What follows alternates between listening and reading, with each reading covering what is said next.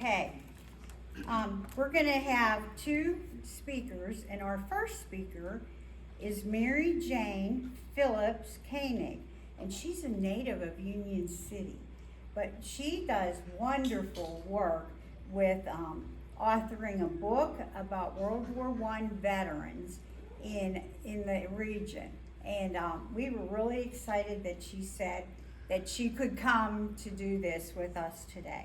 So she's going to tell us all about her book. So, Miss Mary Jane, take it away. It'll take me a second to get used to the microphone, and I really thank Pam and everyone else for inviting me. It's really thrilling to be here and see so many people. So let's get started. Basically, we're talking about those who answered the call, and this could be maybe too loud or something, and I don't know anything about it. Is there a sound adjustment?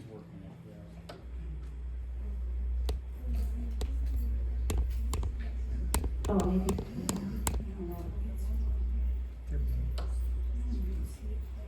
Unless it's on here.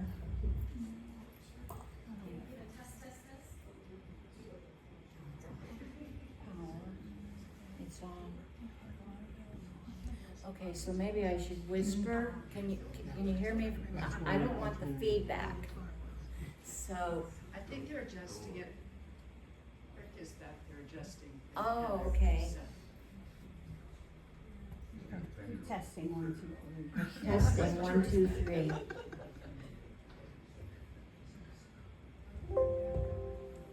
Yeah, we're not too familiar with all our equipment yet. We got to thank R.D. Brown for setting everything up for us. And he isn't here today, but what a wonderful kid to do this for us. So as you know already, I graduated from Union City Area High School. I'm a proud graduate of the class of 65. And so I was one of the writers and one of the editors of this book, Answering the Call, Erie County, Pennsylvania in World War I. I was going to ask you if you have any connections to World War I. Do you have family members? How many have family members who served in World War I? That's fewer than I expected, really, but perhaps you're not telling me. But anyways, this is the committee, and you can't understand me? No, he was talking to me. Oh, okay. Okay. So the guiding principle of when we wrote the book was to remember, honor, and educate. And we wanted to honor those who served in World War I. What happened was we took a trip to France and saw how everyone was honoring and commemorating World War I in Europe. And we kind of wondered what was going on in Erie County. And so that's how we started the committee that you just saw. And so we started doing a lot of research. And we started with this book. And I'm thinking that Crawford County might also have a book like this, because this man apparently went around in different counties and collected names of veterans who to put into the book. And when we started for our book, for our memorial, we only had 90 names. We found out that Pennsylvania had 297,000 military soldiers in World War I, and that also includes those who were still in the States. And there were 10,278 combat deaths from Pennsylvania. Erie County had over 4,000 who served in the military, and I have to tell you, I've been doing it because I knew I was going to be in Crawford County. I did some research, and about the same number of people, men mostly, who served, were about 4,000 from Crawford County. In Erie County, 207 made the ultimate sacrifice. So you see, we really started out with about 90 and ended up with 207 names. from all of our research. And we also found out that over 300 Union City men signed up. So the population of Erie County at that time was about 92,000, and Crawford County was about 73,000. The cover of the book, it was done by a man who was in World War I, and he had artistic abilities, and he was from Warren. And that was another thing I wanted to say, is that, you know, there's so many connections when you get started with something like this. You find that Warren and Crawford and Erie counties are really connected a lot more than you might think. So this depicted Fiume, France, and the building is the town hall, and it was in rubble when they left. These are some of the sections of the book that and I can't cover everything actually, of course, but we made biographies and photographs of those who made the ultimate sacrifice. And there are scrapbook pages of pictures that were contributed. We did some anecdotal sketches of different aspects of World War I at home and at war. We covered the women's effort in Erie County and the industrial contributions.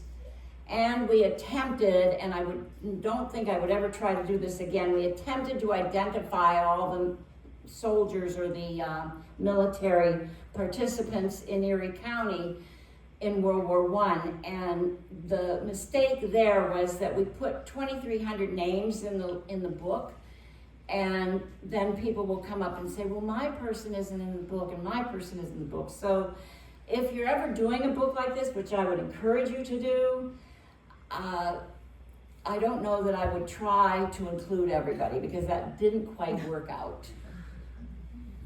So this is what we're doing today. We're honoring those who made the ultimate sacrifice in World War I. This is part of the book, the little bios that I was telling you about. And so this is a map, you can recognize it of course, and I'm going to try to focus a little bit on these areas: Wattsburg, Corry, Union City, and Crawford County, Spartansburg, and Lincolnville. Well, the Lincolnville is North Crawford County area. And that's to give you some perspective of what Union City looked like in the early 1900s. Kind of a bustling little town, horse and buggies, there are some cars. When I did this talk with Union City, we went through all of these names, but obviously we can't do that today, but we're honoring these names. And so let's take a moment through the next couple of slides to think about the sacrifices that these men made. These are men from Union City who made the ultimate sacrifice. Can you read these names back there? I try to make it as big as possible. That is, I think, a large number. And then Corry, okay, I want to talk about Lynn LaRue LeBaron. Does that name sound familiar to you? Yes. Because of the American Legion named after him. He was born in Erie County in 1887, and he lived at 69 West High Street. Some of you might be from Union City. And he went into the Army in the 28th Division. I have a helmet from the 28th Division because my uncle was also in the 28th Division. That was the Pennsylvania Division. They were called the Keystone Division. They were also called the Bloody Bucket because the symbol up there, the Germans, they thought that was an upside down bucket, and they had other nicknames for the 28th Division. But anyways, Lynn LaRue LeBaron was in that particular division, and he was killed in the Argonne Forest at the age of 30, just 5 months after he was inducted into the Army. And one of the things we learned in our research was how young these men were. They had such little training, sent straight to France in combat that they had never experienced. So the American Legion Post 437 honors Lynn LaRue LeBaron. Now 2 slides of those from the Corry area who made the ultimate sacrifice.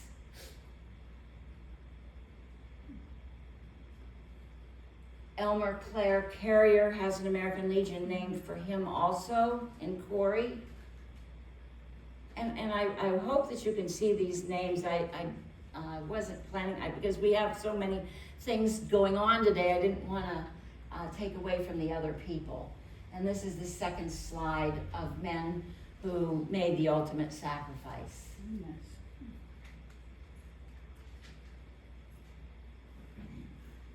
Now in Crawford County, these are memorials from Crawford County, and I think they are beautiful. The one on the right, and I, sadly being from Union City on the way to Waterford, I don't know exactly where that one is. It Centerville? The one on the right, the far right? Is that in the downtown Centerville Square? I think it is. Because it's such a beautiful monument. And then the other ones are in the area too. Clayton Blaine Skiff, we kind of share him because he is also honored on the Crawford County Memorial in Meadville, but we honored him in Erie because our criteria was that if they were born, died, worked, lived, or buried, or their family lived in Erie County, we included them because we wanted to be inclusive. So Clayton Blaine Skiff, who happens to be my second cousin once removed, and I am so happy to welcome a cousin of mine, and I met his family also. Another Skiff family person is here today. So this is a newspaper article that says he died a regular hero. He went up by himself and threw a bunch of hand grenades into a bunch of Dutchmen. He got at least a dozen of them. Skiff was right there when it comes to fighting. And the man who wrote that to his parents. He died of severe shrapnel wounds as a result of this action in the Argonne Forest on October 8th, 1918. And this is another newspaper article that appeared in Wilkes-Barre, Pennsylvania. Do you recognize this memorial? It's at the courthouse in Meadville. And I think it's a beautiful monument that depicts World War I and II, Korea, Vietnam, and the global war on terror. This is a close-up, which you can't read, but there are 86 men listed on this memorial. And knowing our history in Erie County, I wonder if there aren't more. And we're always asking people if they find someone who made the ultimate sacrifice from Erie County to please let us know. And remember, our criteria was born, died, lived, worked, family in the county. That was our criteria. I do not know what that criteria was. And this is a newspaper article that I know you cannot read, that it was a more recent article, some of the last living World War I veterans, and we honor the 86 men who made the ultimate sacrifice located in Crawford County. Now this man, Sergeant Charles Stafford, also made the supreme sacrifice, and because I wanted to integrate Crawford County into the presentation today, he was also in the 112th 28th Division, and he was from Meadville. His mother found out the news from a cousin who was an officer overseas, and he also died in the Argonne Forest, northwest of Verdun. It says that he was 21 years old and was the oldest son in the family of Charles and Ellis Stafford. The father, who was a train man in the employ of the Bessemer Railroad, was killed a few years ago while on duty. So the bereaved mother was, she had 4 daughters and 2 sons. And this appeared in the Warren Evening News our times on October 31st. He died actually, I believe, the same day that Clayton Blaine Skiff passed away. I thought some of you might be interested in doing your own research in World War I, and we do have an article in the book that talks about that. And this is from Ancestry, and if you do some research, I'm not sure about Family Search, which is free, and of course Ancestry is a paid subscription, but this you will find is an application for veteran compensation. And this is Mark J. Kelly, who was born in Centerville. And those are the combats that he participated in as Marne, Saint-Mihiel, Meuse-Argonne, and Lorraine. And there's all kinds of information. This is what we use basically, and I know you cannot read this either, but this is the long form. The veterans in World War I were allowed, or their families if they died, were allowed to apply for compensation in the 1930s. So this is the long form request for the compensation, and there's so much information, the parents' names, the siblings' names possibly, or if they had a wife, the children's names and the wife's name, and usually maiden name.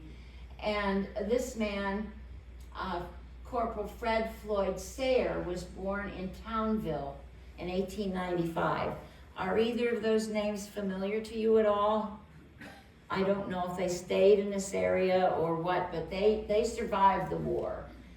And it didn't say what division, he was in the 2nd Division, but it didn't give infantry or any other information.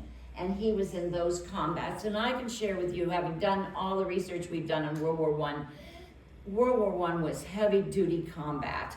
And these were particularly horrible battles. Another part of our book, back to the book, Answering the Call, is this story about concept of enemy.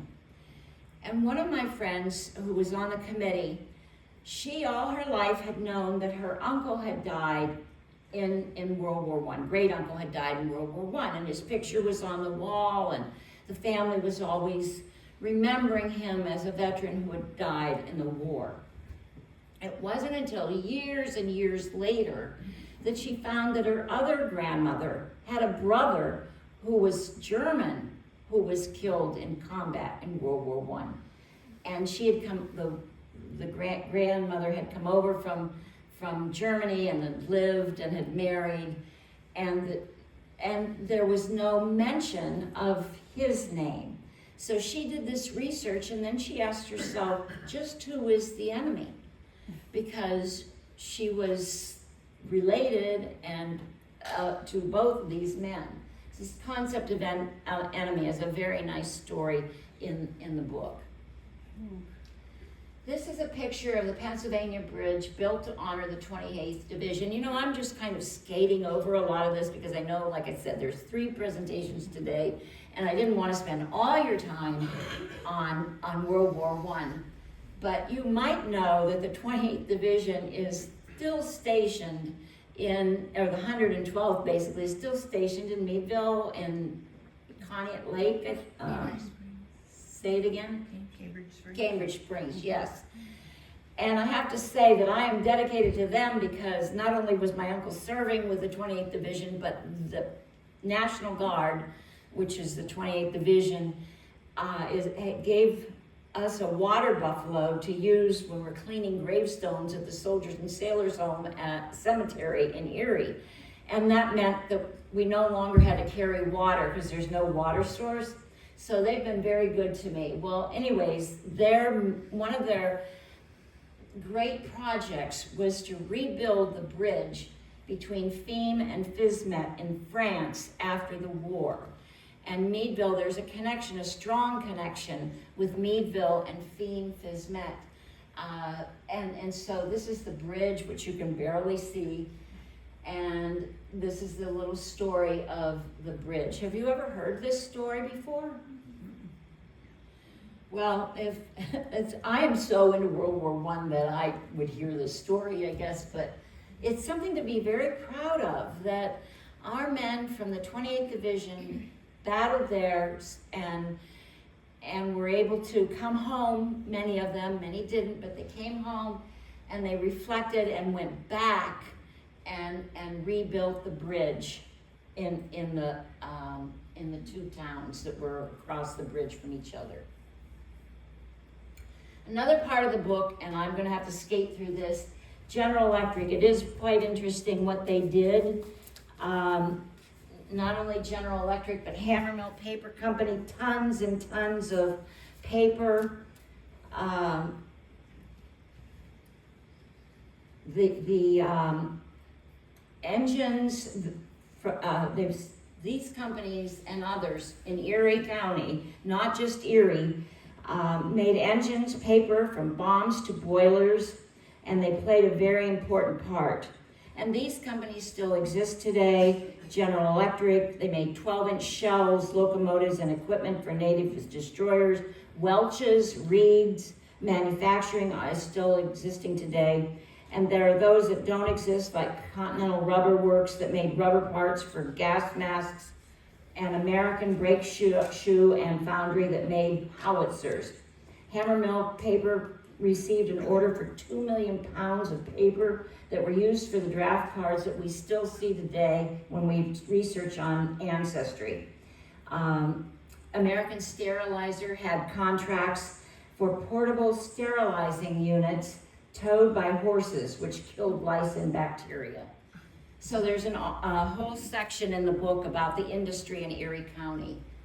And then the Gold Star Pilgrimage, where in the early 1930s, the mothers were of those who made the ultimate sacrifice and were buried in France, were able to travel to France if they wanted to see where their sons were buried.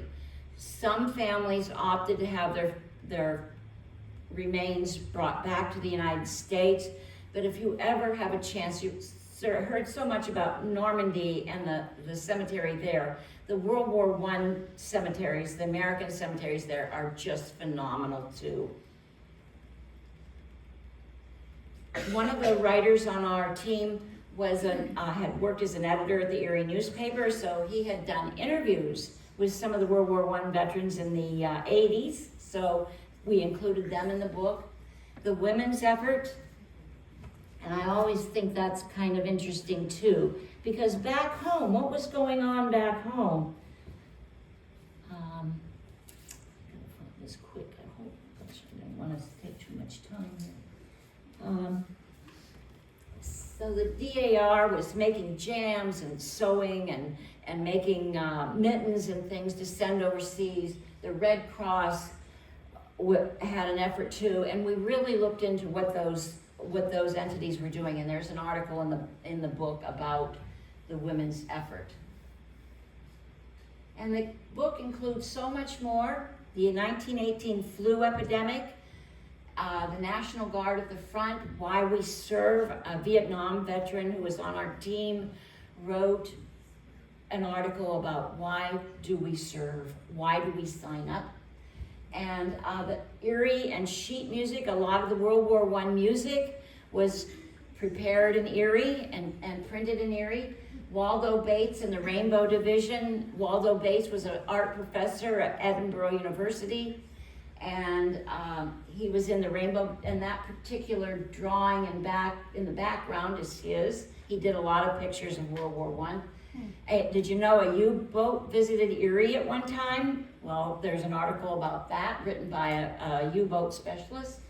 And also, I told you, researching your ancestor. The book that we wrote, which kind of came about because of all the research we did to find the names of those to put on the memorial, was reviewed nationally, and parts of it had appeared on a national blog called Roads to the Great War. And they were pretty impressed by just one of all the 3,000 counties in the United States wrote a book about the participation of that county in World War I. Not only those who went to combat, but what was going on the home front. Crawford County can do that too. And these are the sources: Ancestry, World War I draft cards, federal census, and with the 112th in France, a doughboy's story of war. And Union City had some great resources too. And then we all remember those who made the ultimate sacrifice. Now I wanted to ask if there's any veterans in the audience. Sorry about this camera thing, I forgot all about the camera. Are there veterans in the audience? Our Prescott chapter DAR made what we call pocket flags, and I'd like to give these to veterans. And so that's pretty much what we did, and the book is available, and real bargain today, it's usually $22, and every penny goes towards the upkeep of the memorial, $20.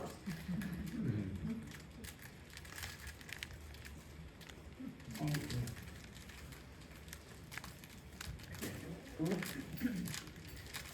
Okay.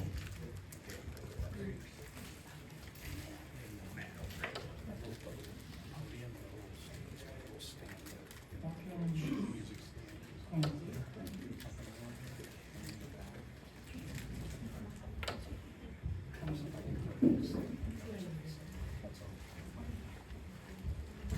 Whoops, don't want to drop these flippers. Pam, I'll get it. Okay, I'll get it. All right. I'll get it. Thank you. Yeah, that'll be fine. Okay. We need to, we don't have that yet. Just even like a little. We have the clicker, she has the clicker for your pictures. Oh, yeah, yeah. But that's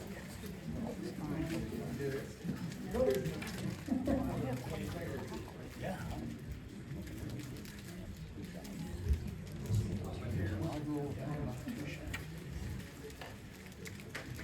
Give this up.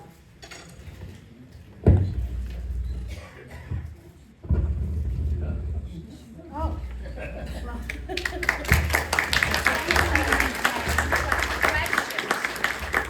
Any questions? That was a real shortened version, but that was probably bad enough. That was really good, thank you so much. You're welcome. Thank you. It's a pleasure to be here in this beautiful space and what you've done. Thank you, Mary Jane. Now I know you because you're in charge. You're kind of organizing all the gravestone cleaning up, and you're just kind of got. Yeah, we were talking about that through Joe Bonacci and Right. Charlie Castelluccio and people like that. Right. So we do know each other. Right? I'll get this out of the way. Let me grab a table over here. Let's see here, just for a second.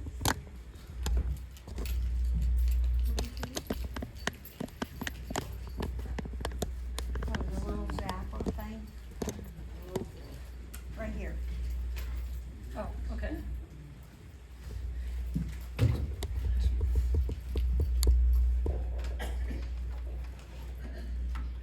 know how to use that? No.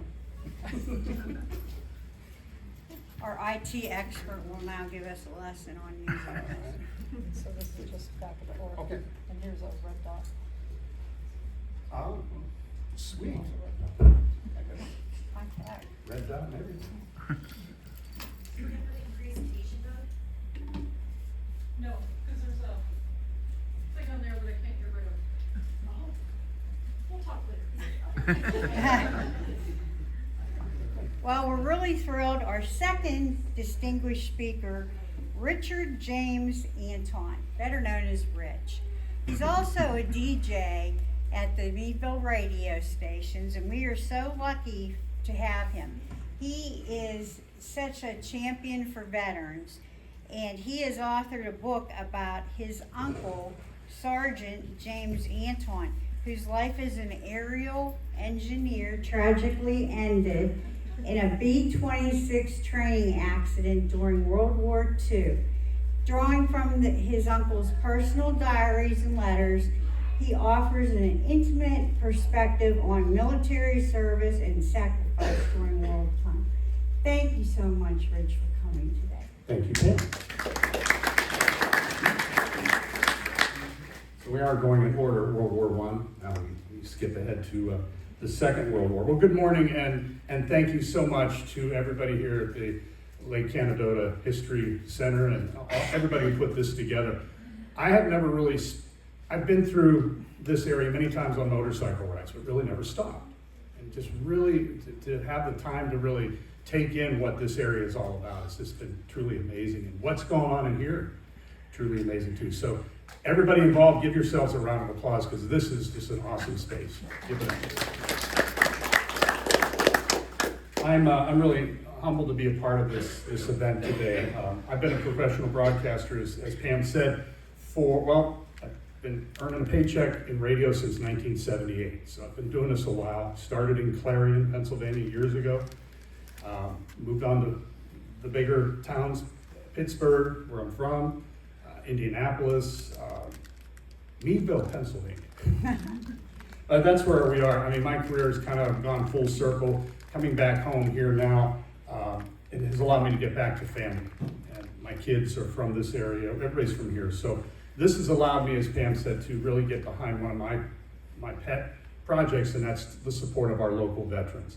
I come from a family of plenty of veterans, from going back to World War I. I have a grandfather who served in World War I. I have a great-grandfather, I should say. I have tons of family that served during the Second World War. Brother-in-law, or a older stepbrother, served during Vietnam in the United States Navy. So I'm honored to be able to present my story of what I was up to for the last 66 years. My name is Richard James Anton, and I decided to put a book about my middle name, James. Didn't know much about my uncle. All I know is I was named after him when I was born in 1959. My father's older brother, James. 17 years after he died in the Second World War. 17-year difference between my Uncle Jim and my father. So 17 is kind of a number I've kind of always gravitated to anyway. But this whole story started with just asking about who was I named after? The only answers I got growing up was, your uncle died in the war, and here's 4 pictures of him.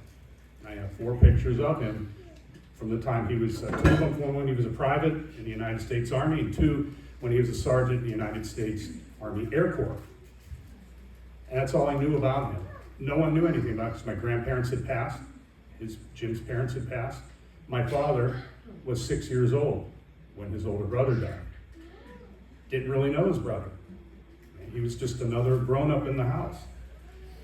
There was nowhere to get any stories about him. So when I started snooping around a little bit, moving back here to Meadville, friends of mine from Post 52 in Meadville were pointing me in the right direction of where to get records about my Uncle Jim.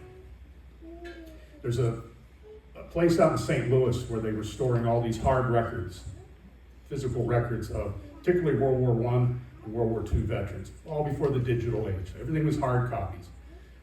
A wing of that building in St. Louis burnt down in like the late 70s, and it took a lot of records with that fire.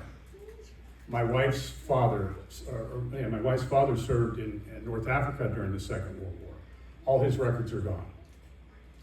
So they told us up front, we may or may not be able to salvage any records. Some are here, some are not. So we tried, we applied, and this was my goodness, this had been 10 years ago when I started asking questions and getting some, where's that clicker? There it is. But when I started snooping around, and I did finally get some answers, I did receive a package of about 80 pages of my uncle's personal military records. And that's kind of where things started. It was all physical paper records. I didn't really know anything more than just from the time he was inducted to, through his autopsy report. And then a few other paper trails when they were trying to get his some gold star buttons for my grandparents. My uncle died in 1942 in a B-26 bomber crash.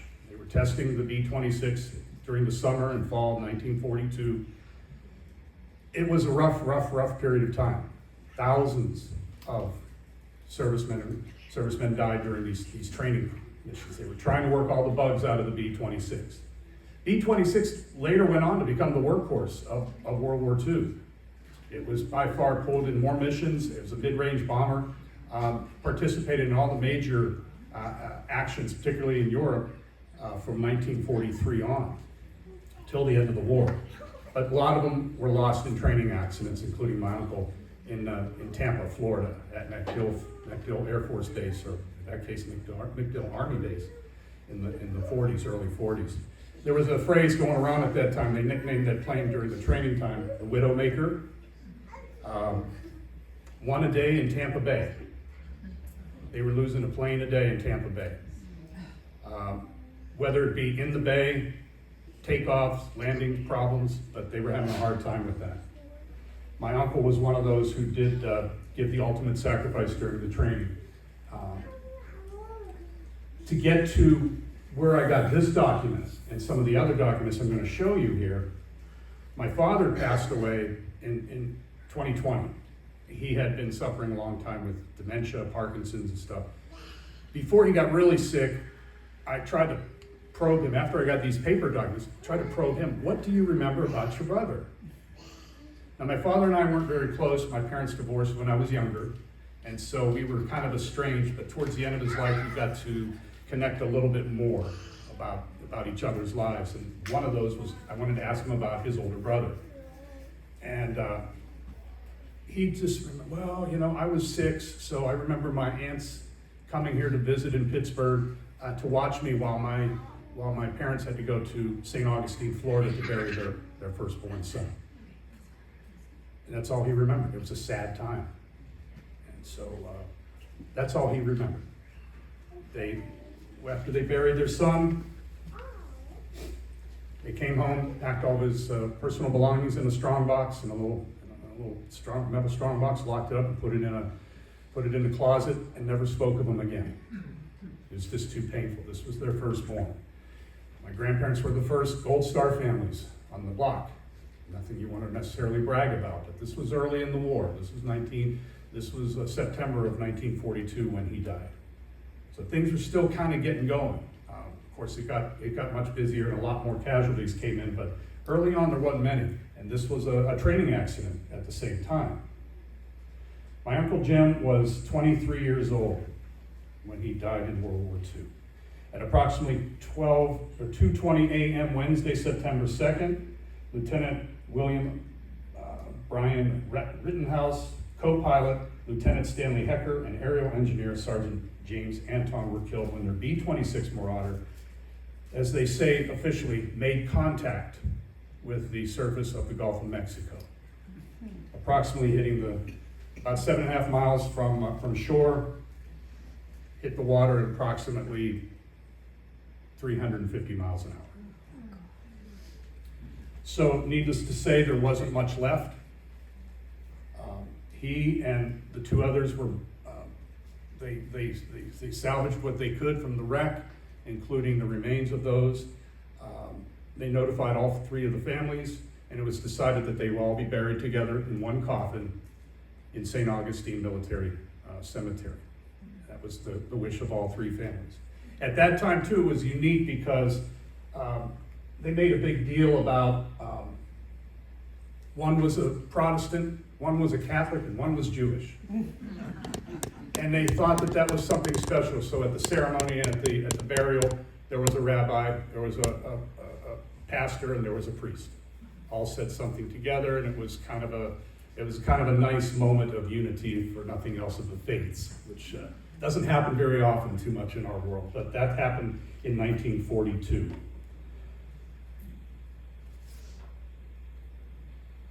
Jim was born, as I was talking to some other folks here, Jim was born in 1919, about 2 months after his parents were married. So he was an oops baby. My dad was born 17 years later. He was an oops baby. What was going on there? But my grandparents, Arthur and Estelle Anton, they were from Pittsburgh. My grandfather was employed by the railroad. My grandmother was a homemaker. Jim grew up to be wonderful in high school. He had an affinity for aircraft. He just loved to fly, wanted to fly. He went to work for a while at the local regional airports, learned to be a mechanic on aircraft. Ended up going out to Lock Haven and worked out there for a while. Loved to fly the Pipers, little Piper Cubs. He wanted to fly in the military. But enlisted men were not pilots. Officers were pilots. So he decided, I'm going to get in the air somehow. I'll become an engineer, I'll become a mechanic, whatever it takes.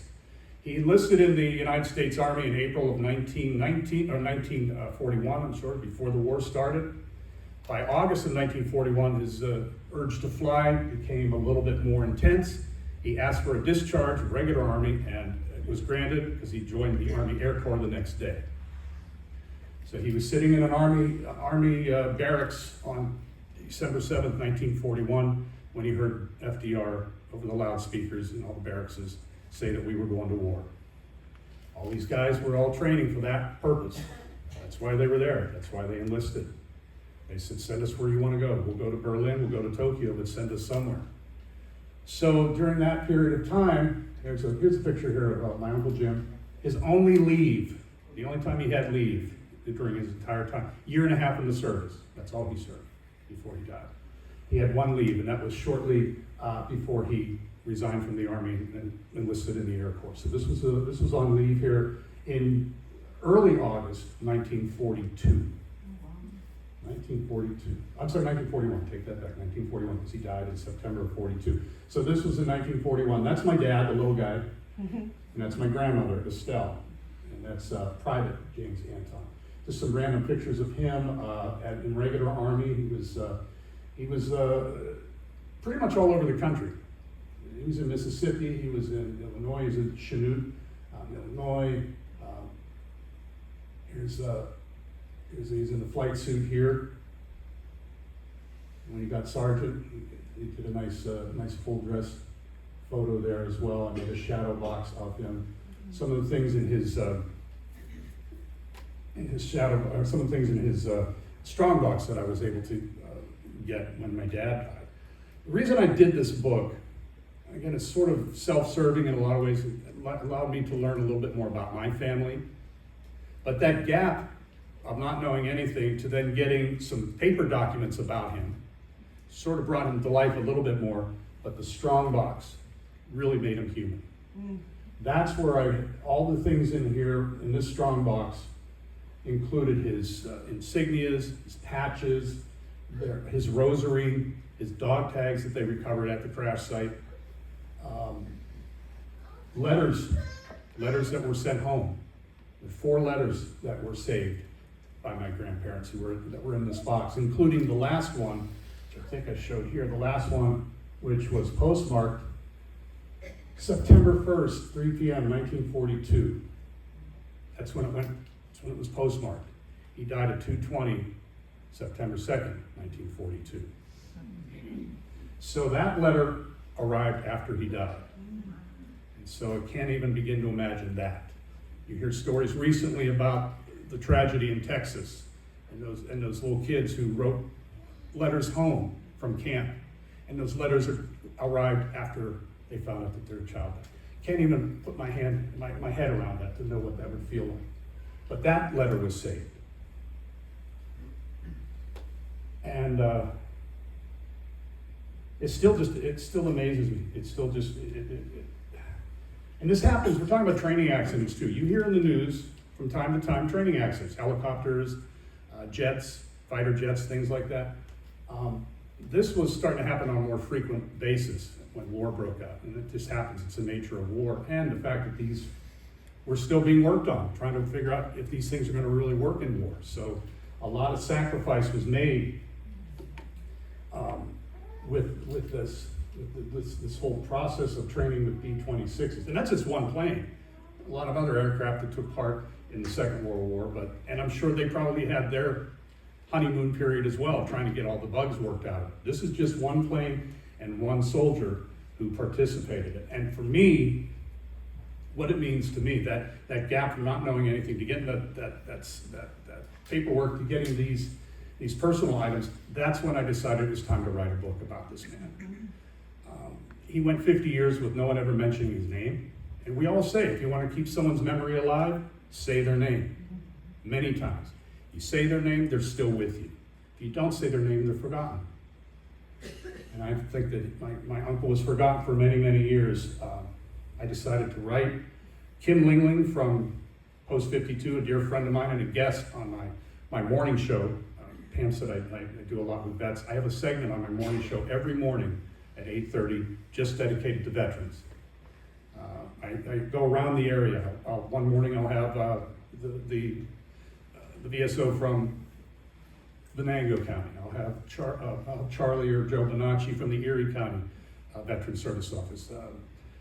Tony DiGiacomo from Crawford County. So they're my guests. Kim was my first guest many years ago. Kim's an Air Force veteran, and she was very helpful. It helped me get the information I was looking for, paper-wise, from my uncle. So she wrote the foreword to my book.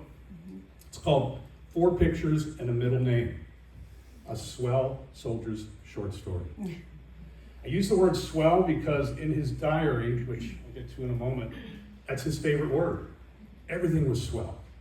The cookies that Mom sent me from home, they were swell. The magazine that they sent me, that was swell. I had a swell steak dinner with my buddies when we were on leave in Florida. Just everything was swell. So that's become my new favorite word, swell too. If I'm gonna keep Jim's memory alive, it's gonna be a swell time doing it. But out of all the things that I showed you there, the picture of all the items, the one item that was most impressive and really launched off this whole thing to write a book about him was this right here. My life in the service, his diary. He kept a meticulous diary from the time he was inducted to 6 hours before he died. Every day he wrote something about what was going on. Any of you gentlemen, women, men who've served in the service, you know there's a lot of, regular duty time. Just stuff you gotta do. 80% of it's like that. The 20% that gets to be the fun stuff, whether you're training specifically for a particular job, if it's wartime, if you're a paratrooper, if you're whatever, the 20% that you're training for the active stuff. The 80% is more like, okay, I gotta do KP, I gotta do this, that, or the other thing. He reflects all that in his diary, the downtime, the boring time, the exciting time. And again, he was training to go to war. He couldn't fly, but he was an aerial engineer. He was smart enough at that time, though, to make friends with all the pilots that he went up in the planes with.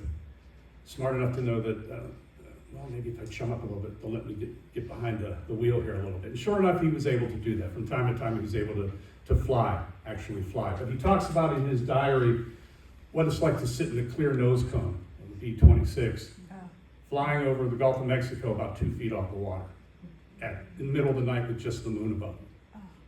Things like that. He writes like that. And this is a 22-year-old kid.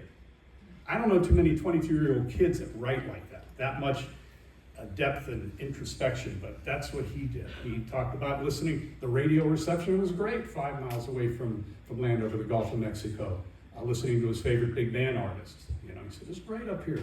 So, it was swell, as he would say. He wrote everything down. And the very last diary entry here was dated September 1st, approximately 8 p.m. He says, flew this morning around 8 a.m., went to 7,000 feet to check engine operations. He goes on to say that with that beautiful flying weather, without a doubt, flying is the best job. Can't wait to get more of it tonight, starting at, let's see, what's he say, from 11 p.m. to 4 a.m. was when he was supposed to go out. And he went up, and at 2:20 is when the accident happened. And that was it. From then on, again, the book has the entire diary, and it's in every entry, however it was worded, and speech was a little different in the 40s than it is today. perhaps a little bit more colorful, perhaps a little bit more non-politically correct, but it was the time. It was the time and the place. So the book does cover everything. It's the whole thing. The journey is from the time I got some information to the time my dad was able to get all this stuff from my dad. When I put the book together, it was truly just about him. I wanted his words to be front and center. And when you read his words, it's truly just an average, typical enlisted man in the United States Army Air Corps in 1942, just the day-to-day life. He didn't land in, he didn't drop over Normandy. He didn't do anything special. He never made it out of the States. But like so many of these, and the stats that I have when I was reading about the B-26 bomber and the stats that I had, what's that all about? I know that. That's all right. Stats I had though on the amount of casualties from those who died during training, 13 to 15,000 they suspect during that war, from 1939 until about 1945 is when they figure out how many training accidents that were going on. So those men were wearing the same boots, those men were wearing the same uniforms, they were dressed every bit as full as their comrades who did go to war and served over in Europe or in the Pacific. So their sacrifice was every bit as honorable as I think anything else, any other man or woman who died during combat. So sometimes we don't talk and focus our attention sometimes on those sacrifices that made the B-26 the workhorse that it became. It had to go through that difficult time, that one a day in the bay period. It had to go through that Widowmaker nickname to finally arrive at what it was. So I think of my uncle's contribution to the success of that particular aircraft.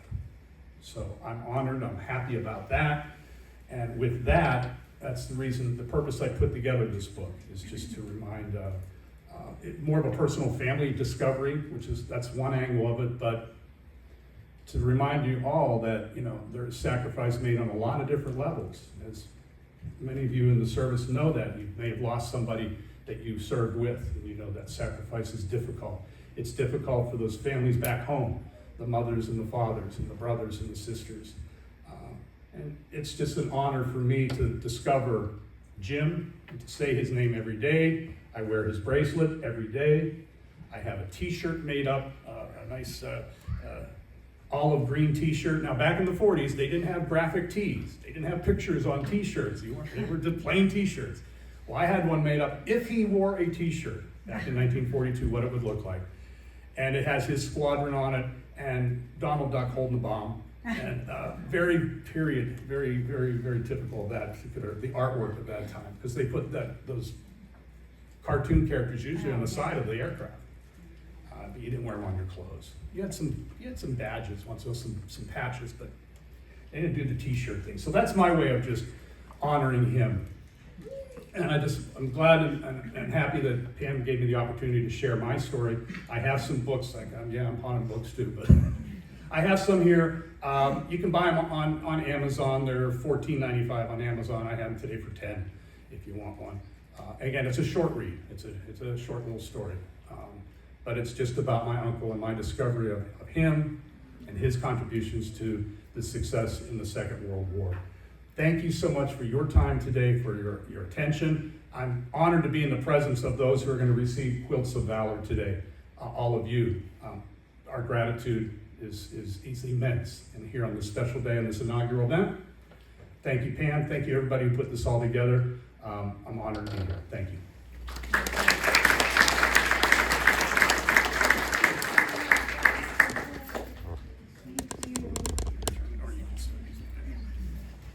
I might need some WIT in it.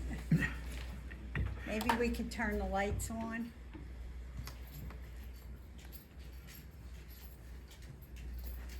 Yeah.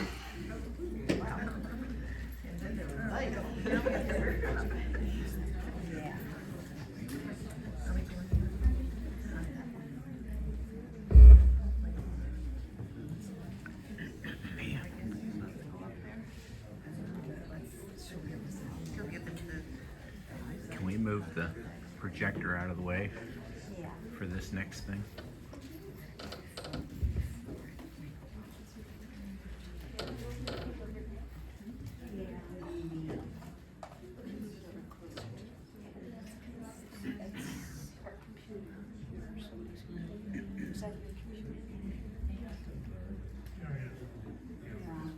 We'll be fine. I'll just move it. You're gonna take that picture of that. Yeah.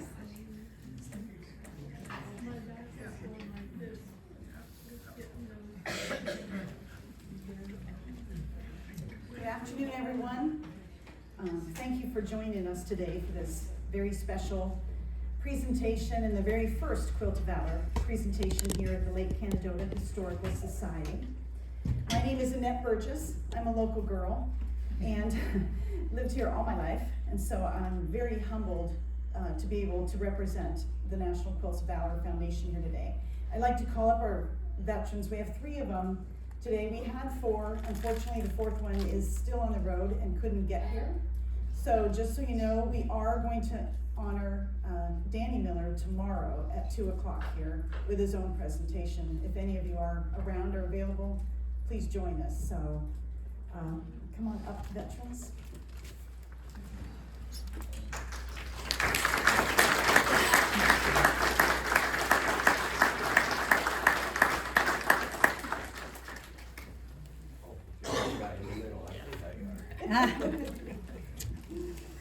So our mission is to honor service members and veterans who have served and been touched by war. A Quilt of Valor quilt is a formal expression of appreciation from a grateful nation. I'm a member of the Happy Scrappers Quilt Guild out of Union City, PA, who have handmade these quilts for these veterans. Our guild became part of the Quilts of Valor when one of our members' daughter and son were both serving in Iraq and were both given a quilt. That mom is here today with us. And so are 4 of my other comrades in quilting, so they're going to help me today with this presentation. The Quilt of Valor Foundation is a national organization. It was founded in 2003 by a Blue Star mother named Catherine Roberts. Her son was serving in Iraq, and she had the idea of comforting veterans with quilts during that time that her son was deployed there. And since then, over 400,000 Quilts of Valor have been awarded here in the United States, Germany, Iraq, and Afghanistan. These quilts are not gifts or charity. They are awards, handcrafted with gratitude by quilters across the country to say thank you for your service and your sacrifice. So today, we are here to honor these veterans who served, with courage and dedication. We have Staff Sergeant Edwin or Pat Coates of the United States Marine Corps, who had many experiences serving in Iraq during Operation Iraqi Freedom. We have Corporal James Miller of the United States Army, including activated in the Army National Guard Reservists, who served in Vietnam near DMZ. And we have 3rd Class Petty Officer Timothy Roberts of the United States Navy, who served in the Indian Ocean during the Persian Gulf. And he was a USS America CV-66 support equipment flight deck troubleshooter and received the Navy Expeditionary and Sea Service medals. So gentlemen, you have served our country, you've performed your duty as an American soldier, and we are eternally grateful.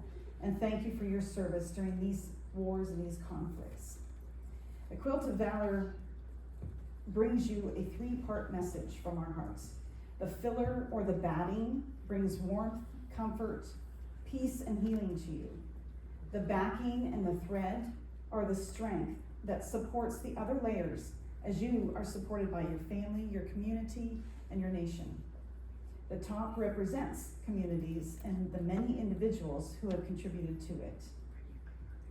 Today, it is my pleasure to honor each of you with a Quilt of Valor. So I'm going to ask my fellow quilters from the Happy Scrappers to come up.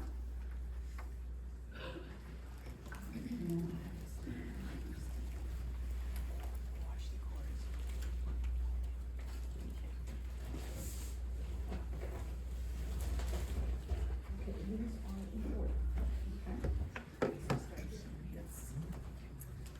Okay, I'm gonna have, each veteran stand with their quilt so, pictures can be taken.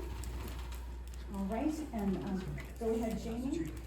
And, when you get them wrapped around you, you can sit down. So what we do, this is, the first quilt with James Miller. If you wanna turn around, I'll get some pictures of you.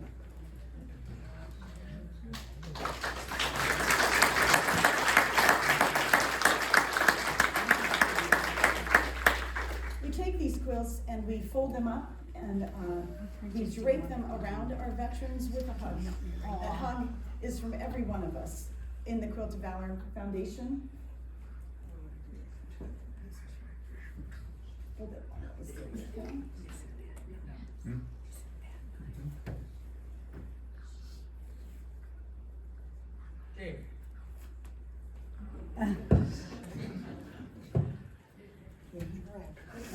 Here we go. Face the ground. There you go. Aw.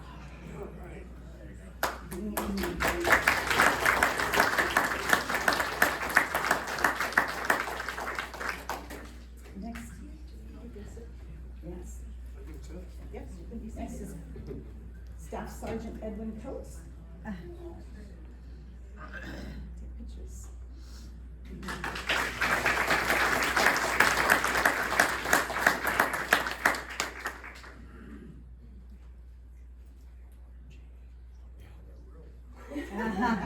That's what you need on a hot day. Yeah. Just think how nice it would be when it's winter time.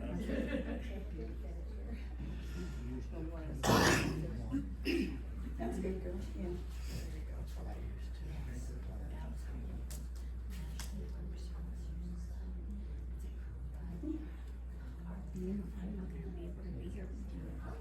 Okay, we'll get it here. All right, here we go. Thank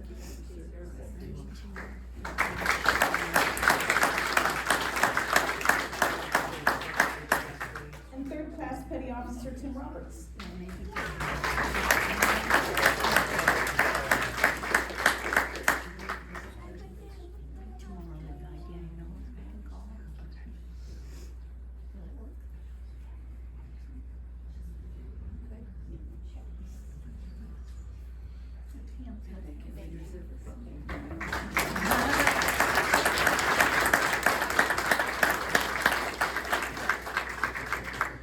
We believe that this quilt can offer comfort, healing, and warmth. We hope that when you experience hard times or need comfort, it can provide you with the comfort that has been sewn into every inch. That you feel the expression of gratitude from those who have worked to create this quilt for you. Are there any other veterans here today? If so, I'd like you to stand or raise your hand if you cannot stand. Any other veterans? Let's give all these veterans a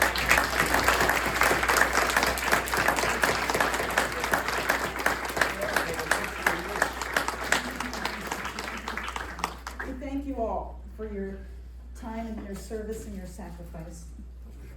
So as of today, Edwin, James, and Timothy, the story of this quilt becomes your story.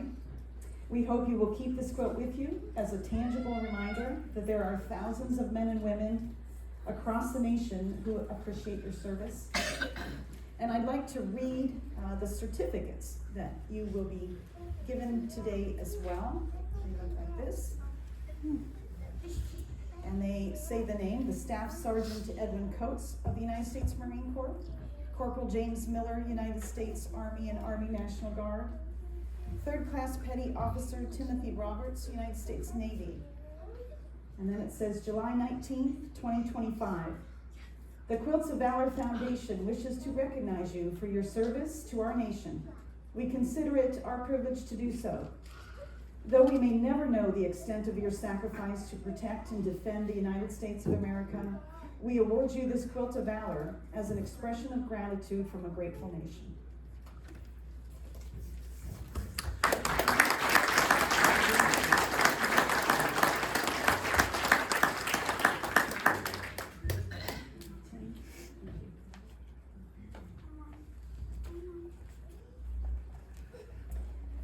Would any of you like to say or share anything?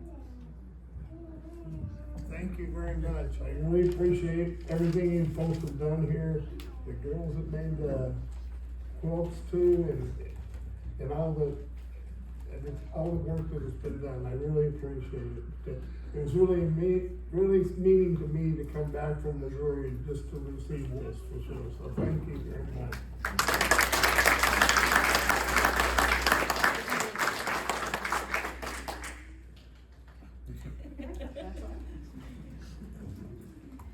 Well, and on behalf of the Quilt of Valor Foundation, those here today, Grateful Nation is our deepest appreciation. We thank you again for your service and commitment to our country. So, ladies and gentlemen, we are going to proceed outside. There's a flagpole right by the front entrance. We are going to get some pictures here quick, but we have Debbie McGee here today to sing our national anthem for us, and we are going to raise a flag outside as soon as we get some pictures. So please join us outside, and thank you for coming.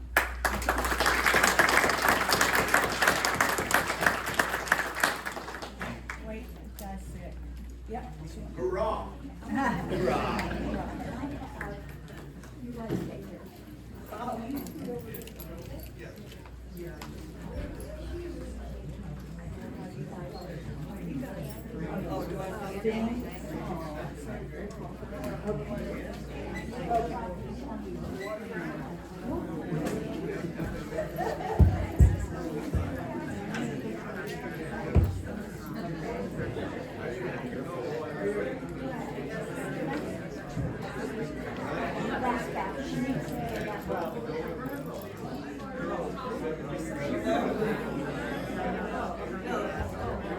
You want us all together? You want us all to back row, or you? Well, yeah. No, that's fine, as long as I get to do it.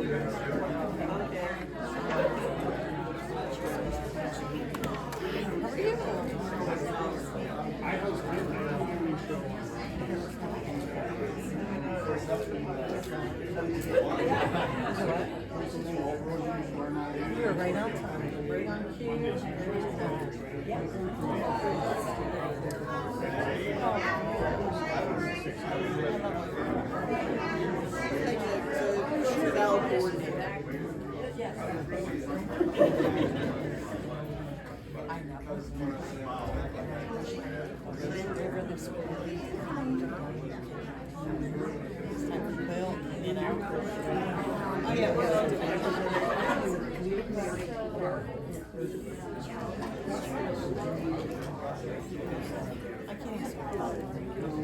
If the button's gone, I might as well.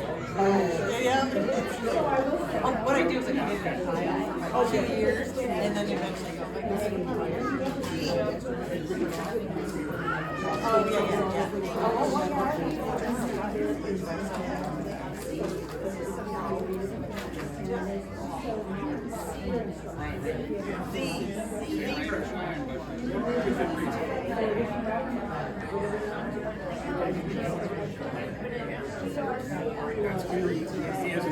that's one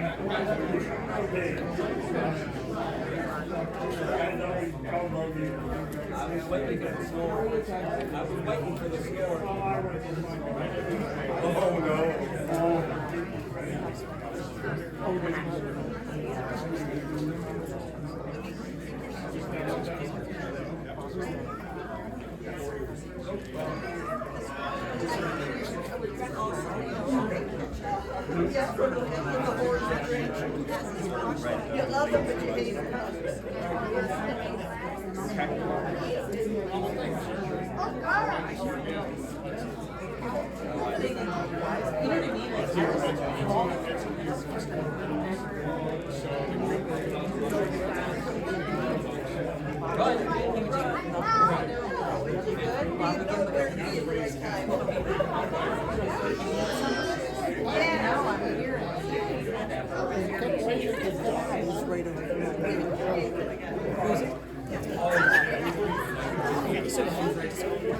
Okay. Because they were just. Oh, that's right. But you know what? I see other time.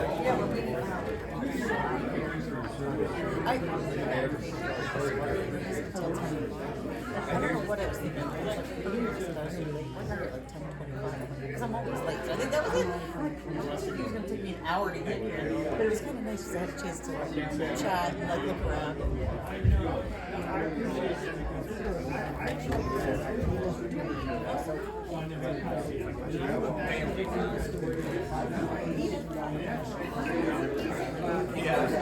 Find the right spot. Congratulations. Well, thank you for coming. I may take Annie over to see the little girls. I love this. That's great. You might as well say this way. This might be like a Everyone wants to proceed to the flagpole. I think we're ready. Making, where keyboards. That's what mine was, just like Was it? mine. If you look at it, it's got, they have like a description. Because I bought mine online, but it made yours. But if you look at mine, it just has like a, there's like a piece of wood, and you just tuck in the edge and you take it. I want to say screws, but like wood and dowels. I was gonna say dowels, but I don't know if that sounded it's hard right to either. explain. And yeah, it's really awesome. I did one time ago, Have you had enough socializing for today? Are you skipping out already? Yeah, I mean, people. I want to leave, which I did. Oh, So he's I was actually very proud of how long we sat Yeah. too before you go to Institute. I was like, oh, he lasted pretty long. I was sitting back there on the side bench and I kept hearing. That's what I said too. This old age. Office job, but I'm not used to wooden Yeah, seats. cool, You know, yeah. I have to go all around Well, plus you get up and move. and move around. We do all.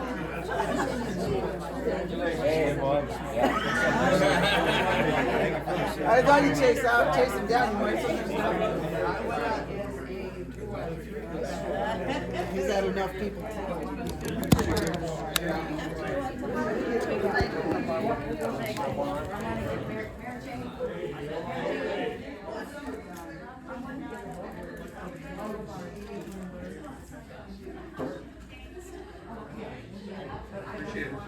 Yes, sir. Yeah, thank you very much. Again, it's a short story, but No, I was a scoutmaster. Oh. Pascal was back here somewhere. Oh, yeah. did he make a Eagle Scouts? Huh? Did he make the Eagle Scouts? You know, I don't remember it. There's some Come on, Scoutmaster.